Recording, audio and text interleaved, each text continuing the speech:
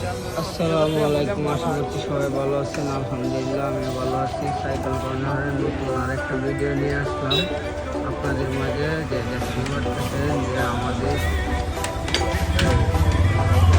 শপে সার্ভিসিং চলছে উড়াদুরা। যদি কারো সাইকেল সার্ভিসিং আদার্স কোনো কাজ লাগে অবশ্যই আমাদের শপে চলে আসবেন। এই যে দেখেন এখানে একটা মাস্টার সার্ভিস, এটা মাস্টার সার্ভিস চলছে মোটামুটি অনেকটাই হয়ে গেছে।